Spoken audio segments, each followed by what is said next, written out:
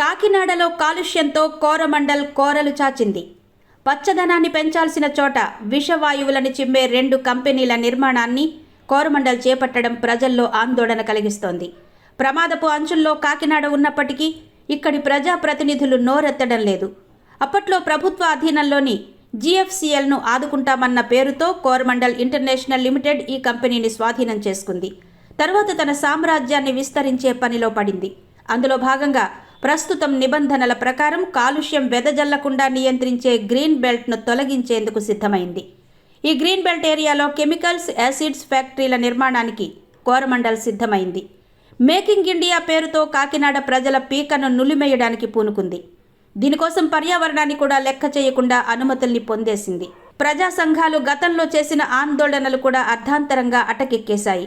10 ఏళ్ల క్రితం ఇప్పుడున్న DCP కర్మాగారంలో అమోనియా గ్యాస్ లీక్ కావడంతో 2 సీనియర్ ఇంజనీరింగ్ అధికారులు ప్రాణాలు కోల్పోయారు.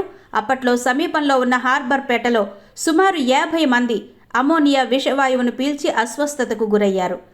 వీరిని హుటాహుటిన స్థానిక ప్రభుత్వాసుపత్రితో పాటు ప్రైవేట్ ఆసుపత్రులకు కర్మాగార యాజమాన్యం తరలించి చికిత్స చేయించి చేతులు దులుపుకుంది. ఇటువంటి విషవాయువులు లీకేజీ, ప్రాణాలు కోల్పోవడం వంటి దుర్ఘటనలు మరచిపోకముందే 2 రసాయన యూనిట్లు నెలకొల్పడంతో స్థానిక ప్రజలు ఆందోళనకు గురవుతున్నారు.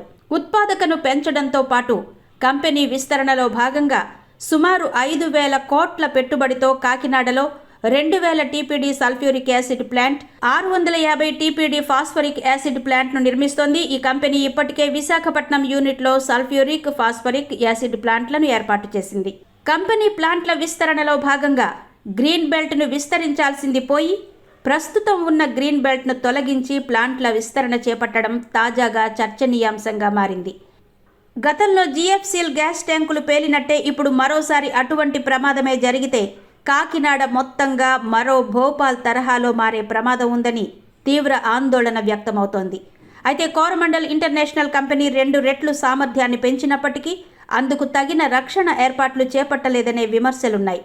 కోరమండల్ ఇంటర్నేషనల్ కంపెనీకి సమీపంలోని వాకలపూడి, సూర్యారావుపేట, వలసపాకల, రమణయ్యపేట, గొడారిగుంట, దుర్గానగర్ ప్రాంతాల వారు ఇప్పటికే పలు ఆరోగ్య సమస్యలను ఎదుర్కొంటున్నట్టు నివేదికలు చెబుతున్నాయి. అయితే CSR నిధులతో ఆయా గ్రామాల్లో మొక్కుబడిగా ప్రజా ప్రయోజన కార్యక్రమాలు చేపడుతున్నట్టు బిల్డప్ ఇస్తున్నారు. అలాగే కోరమండల్ హాస్పిటల్ ద్వారా వందలాది మందికి నామమాత్రపు ఫీజుతో వైద్య సేవలు అందిస్తున్నట్టు ప్రకటనలు గుప్పిస్తూ ప్రజలను మభ్యపెడుతున్నారని ఆరోపణలున్నాయి.